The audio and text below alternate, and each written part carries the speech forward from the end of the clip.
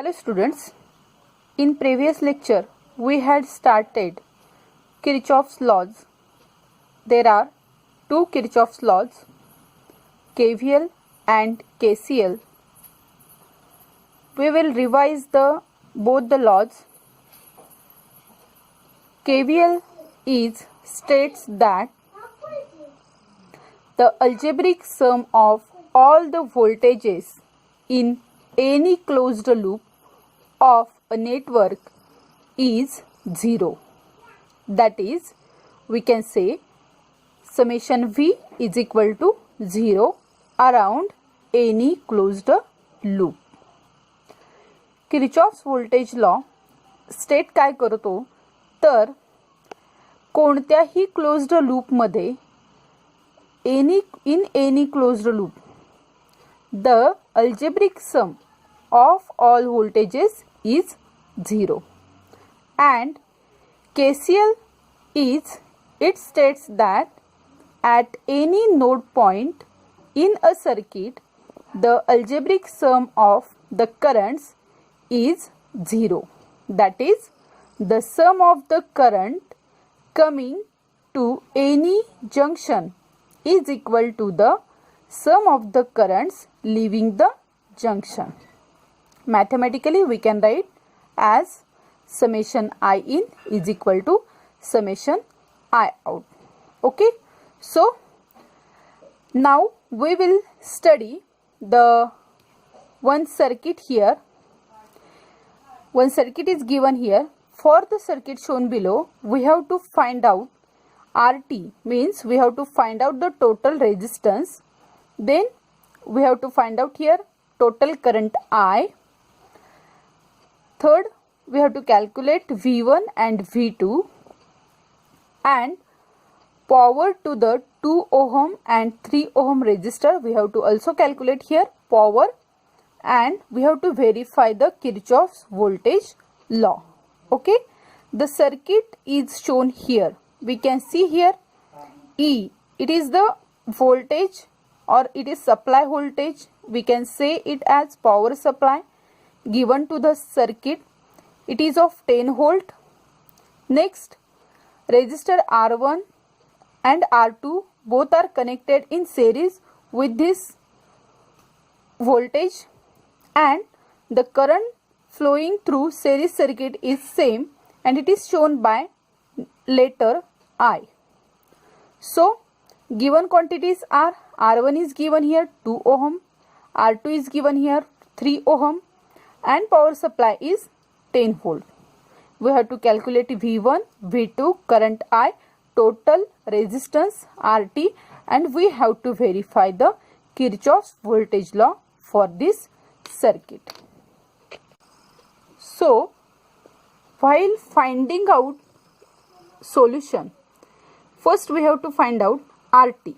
RT means total resistance, and in the given circuit R1 and R2 are connected in series.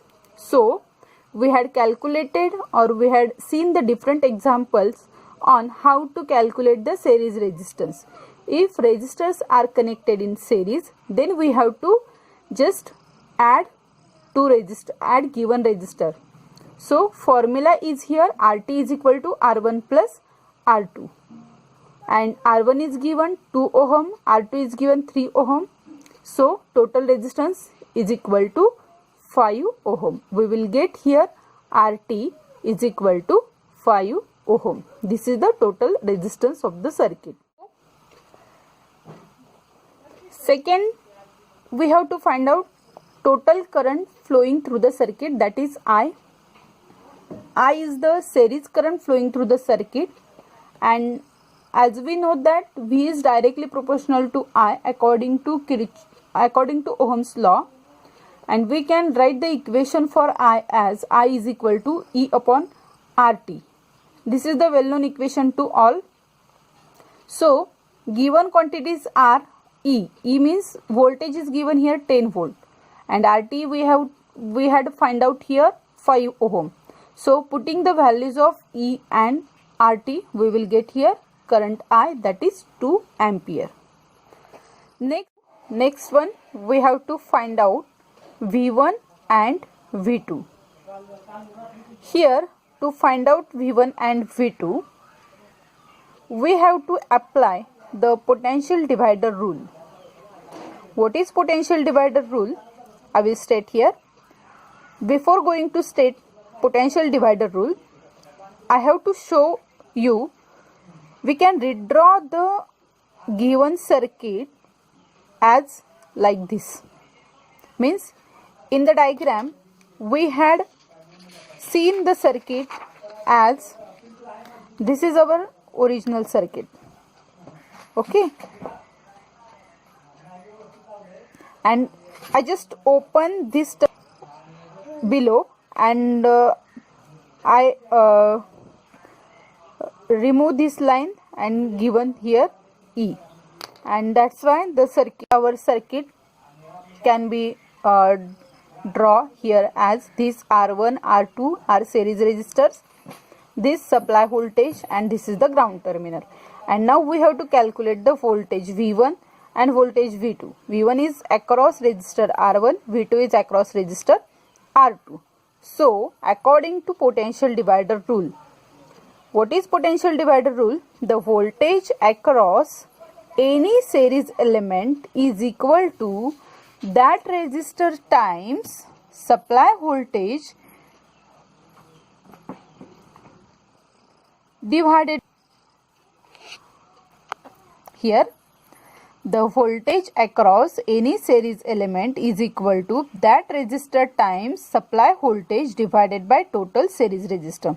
So we can write the formula for V1 as V1 is equal to that resistor times means here R1 and E is the supply voltage divided by total resistance. We have to write here total resistance. Total resistance is nothing but the